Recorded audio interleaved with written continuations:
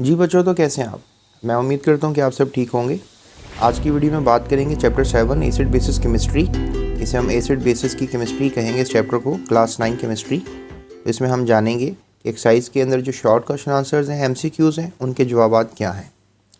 So welcome to GS academy YouTube channel. तो बच्चों, पहला सवाल जो है वो किया जा रहा है कि विच acid is not used a food और मिक्सड विद फूड। कौन सा तेज़ाब हम खानों में इस्तेमाल नहीं करते हैं?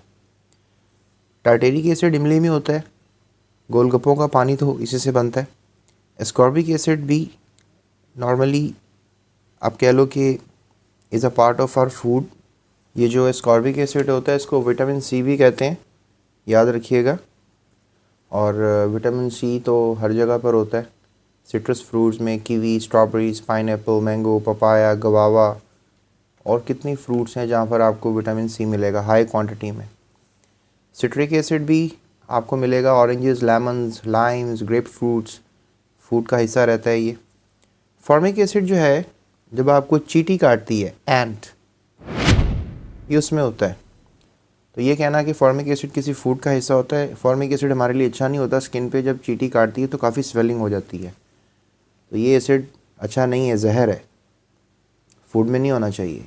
D option is the right answer.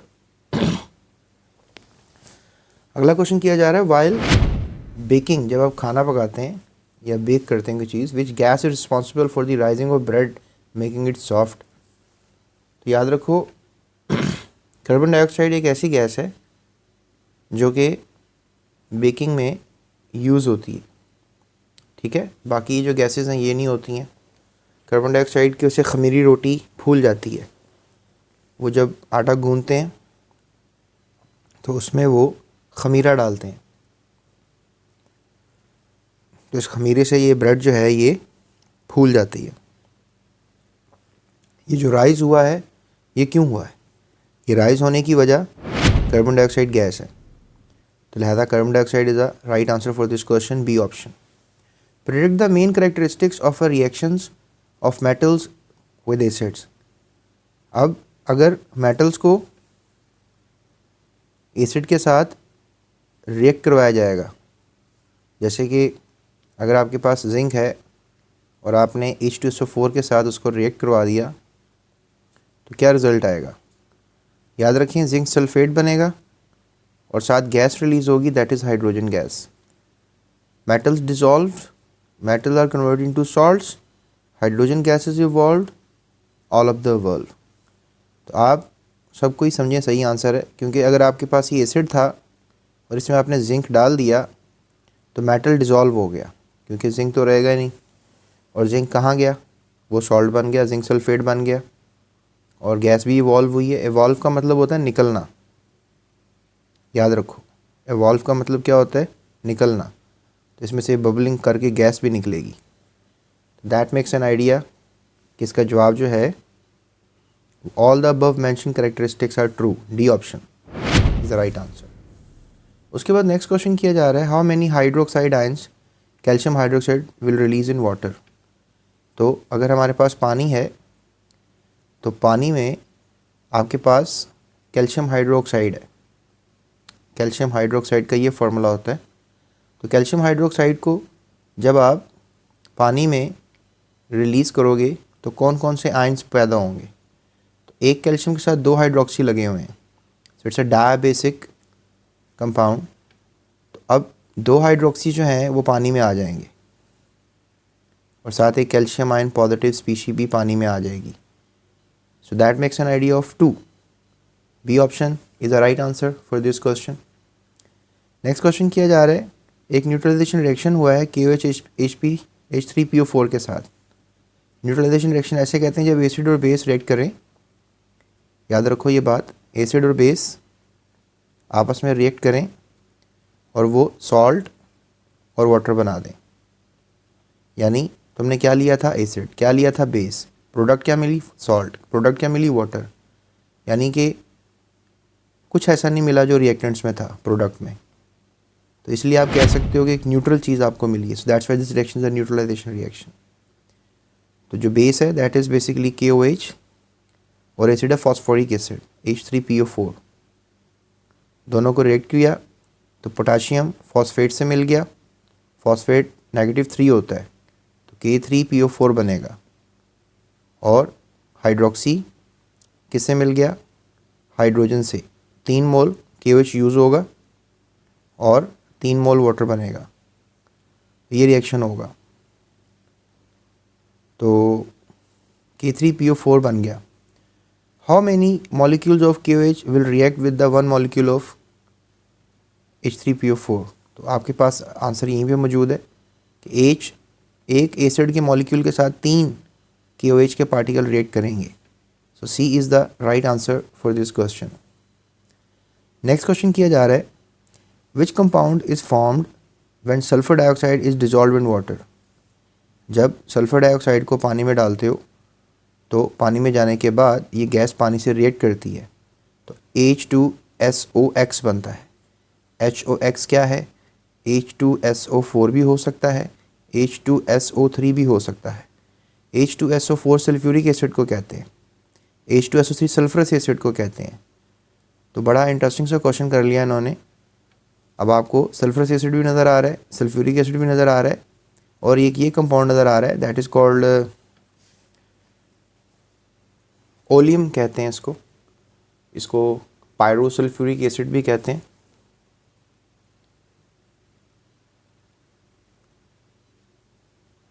ठीक है, सल्फ्यूरिक एसिड, और इसको जो है डाइसल्फ्यूरिक एसिड भी कहते हैं, डाइसल्फ्यूरिक एसिड।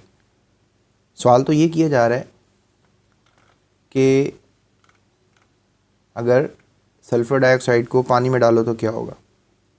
जब सल्फ़र डाइऑक्साइड को पानी में डालोगे तो ये सल्फरस एसिड बनाएगी। इसको आपने याद रखना है। ये जो इक्वेशन मैंने बनाई है इसमें ये दोनों रेड करके ये पहले बनाएंगे H2SO3। सल्फरस एसिड एक वीक एसिड है, ठीक है, और ये कम्प्लीटली पानी में नहीं हल होगा। सो सल्फरस एसिड जो है वो हाइड्रोजन आयन और बायसल्फेट आयन्स देगा और ये मॉलिक्यूलर शक्ल में ही रहेगा। याद रखनी है बात आपने। ओके, सो इसका क्या जवाब रहेगा? H2SO3। ओके, उसके बाद नेक्स्ट क्वेश्चन किया जा रहा है, which of the following contains oxalic acid? Oxalic acid किस में मिलेगा आपको? ऑरेंज में सिट्रिक एसिड होता है, टैमरिंड इमली को कहते हैं, इसमें टार्टेरिक एसिड होता है। टार्टेरिक एसिड शुरू में पढ़ा था आपने, टार्टेरिक एसिड। और उसके बाद फटा हुआ दूध होता है, इसमें लैक्टिक एसिड होता है। तो आपको टोमेटो में ऑक्सैलिक एसिड मिलेगा। और याद रखो, टोमेटो के छिलके नहीं खाने चाहिए। टोमेटो के छिलकों के अंदर क्रिस्टल्स होते हैं ऑक्सैलिक एसिड्स के, और ये क्रिस्टल्स आपकी किडनी में स्टोन्स कर सकते हैं। और जो सलाद ज़्यादा खाते हैं ना, उसमें टमाटर ज़्यादा खाते हैं, उनको भी ये मसला होता है। So it is not good thing. ज़्यादा खाना इसको हेल्थ के लिए अच्छा नहीं है। A option is the right answer. Which compound in the following reaction is behaving as a conjugate base? तो कंजुगेट बेस जो है वो कौन है? देखो, अब ये हमारे पास एसिड है। According to Lowry Bronsted concept, acid एक ऐसी स्पीशी है जो प्रोटॉन देगा और बेस एक ऐसी स्पीशी है जो प्रोटॉन लेगा। तो जब इसने प्रोटॉन दे दिया तो ये एसिटिक एसिड से एसीटेट आयन बन गया। ठीक है, एसीटेट आयन बन गया और ये वाटर से हाइड्रोनियम आयन बन गया, हाइड्रोनियम आयन। अब एसीटेट आयन क्या कर सकता है? हाइड्रोजन आयन ले सकता है क्योंकि ये देकर बना है। ओके, और हाइड्रोनियम आयन अब क्या कर सकता है? वापस H+ आयन दे सकता है। तो ये एसिड है, ये क्या है? एसिड। लेकिन क्योंकि प्रोडक्ट में है तो कॉन्जुगेट एसिड है और ये एक्सेप्ट कर रहा है तो ये बेस है, और प्रोडक्ट में है तो इसको कॉन्जुगेट बेस कहेंगे। तो क्वेश्चन ये किया जा रहा है कि कौन कॉन्जुगेट बेस है? एसीटेट आयन जो है, C option is the right answer, conjugate base है। और कॉन्जुगेट बेस एक ऐसी स्पीशी है जो एसिड के प्रोटॉन देने से बनी है, और कॉन्जुगेट एसिड एक ऐसी स्पीशी है जो बेस के प्रोटॉन लेने से बनी है। प्रोटॉन देने से बनना, प्रोटॉन लेने से बनना, याद रखो। ये बहुत बड़ी बात मैंने आपसे की है Lowry Bronsted acid base concept मैंने आपको इस छोटी सी इक्वेशन में आउट कर दिया। अगला क्वेश्चन, एक केमिकल रिएक्शन हो रहा है सब्सटेंस जी के साथ और एक गैस प्रोड्यूस हो रही है जो रेड लिटमस पेपर को ब्लू कर रही है। देखो हमारे पास अगर रेड लिटमस है और वो अगर ब्लू हो रहा है तो ये निशानी बेस की है, और अगर हमारे पास लिटमस जो है वो ब्लू होता और वो रेड हो जाता तो ये निशानी एसिडिक गैस की है। What is the reaction? Reaction of an acid with metal carbonate. अब सवाल ये पैदा हो रहा है कि जो गैस पैदा हो रही है वो एक बेसिक गैस है, तो बेसिक गैस कौन सा सॉल्ट पैदा करेगा? तो ये मैं रिएक्शंस आपको करके ज़रा तफसील से बताता हूँ। यहाँ पे चलें लिखा भी हुआ है, reaction of an acid with metallic carbonate, तो गैस पैदा हुई कार्बन डाइऑक्साइड, तो ये मैंने लिख दी यहाँ पे। Reaction of an acid with ammonium salt, तो reaction of an acid with ammonium salt. अब देखो यहाँ पे reaction of a base with ammonium salt है, तो ये बुक में मैं देख रहा था मुझे मिला नहीं, तो ये कर लेते हैं यहाँ पे। Reaction of an acid with ammonium salt, acid HCl ले लो और अमोनियम सॉल्ट अमोनियम क्लोराइड ले लो, ओके, NH4Cl। तो क्लोरीन और अमोनियम, इसकी जो प्रोडक्ट होगी वो अमोनिया गैस होगी और क्लोरीन गैस होगी, यानी क्लोरीन क्लोरीन आपस में कोवलेंट बॉन्ड बना लेंगे, ओके। और ये जो हाइड्रोजन है, चलो ये तुम्हारे लिए थोड़ा समझना कॉम्प्लेक्स हो जाएगा, मैं एक और एग्जांपल दे देता हूँ। Let's take this one another example, थोड़ी इजी बता देता हूँ। ये जो ऊपर है ये भी बता सकता हूँ लेकिन ये बहुत स्टेप्स में है, तो सोचा एक और बता दूँ। अब एक और सॉल्ट है ammonium salt, that is ammonium sulphate, और एसिड जो है वो सल्फ्यूरिक एसिड है। तो अमोनिया गैस पैदा होगी, साथ वाटर पैदा होगा, ठीक है। और याद रखना है आपने, ओके। सो ये सल्फेट है ये भी एज इट इज़ मिक्सचर में रहेगा, तो यहाँ पर आप कह लो कि HCl भी जो है एज इट इज़ मिक्सचर में रहेगा, ऊपर वाली क्वेश्चन में जो मैं आपसे नहीं करवा रहा था। तो अमोनिया गैस पैदा होती है इनसे, ठीक है, ये एक बेसिक गैस है, याद रखो ये बेसिक गैस है। उसके बाद reaction of alkali with the metal carbonate, तो अल्कली कौन सी लेनी है? You can take alkali as a sodium hydroxide, alkali base को कहते हैं, ओके। और मेटल कार्बोनेट ले लो कोई आप, सोडियम कार्बोनेट ले लो। तो अगर ये रिएक्शन करोगे तो फिर यहाँ से भी एक गैस रिलीज़ होगी, राइट। तो अभी बनेगा तो ये सोडियम बाइकार्बोनेट बनेगा, लेकिन सोडियम बाइकार्बोनेट को अगर थोड़ा सा और हीट किया जाए तो इसकी किस्मत ये है कि ये दोबारा सोडियम कार्बोनेट में कन्वर्ट होगा, पानी में कन्वर्ट होगा और कार्बन डाइऑक्साइड रिलीज़ करेगा। तो यहाँ अमोनिया गैस रिलीज़ हो रही थी, यहाँ कार्बन डाइऑक्साइड। याद रखो कार्बन डाइऑक्साइड एसिडिक है और अमोनिया बेसिक है। Reaction of alkali with the ammonium salt, तो देखो reaction with alkali with ammonium salt है, reaction of acid with ammonium salt है। तो इसकी एग्जांपल भी कर लेते हैं डी वाले की। Let's take ammonium salt, ammonium chloride once again जैसे ऊपर लिया था, और अमोनियम हाइड्रोक्साइड ले लेते हैं और अमोनिया गैस पैदा होगी और साथ वाटर पैदा होगा और साथ नमक बन जाएगा, दैट इज़ सोडियम क्लोराइड। लिहाजा इसमें भी जो गैस पैदा हो रही है अब अमोनिया पैदा हो रही है।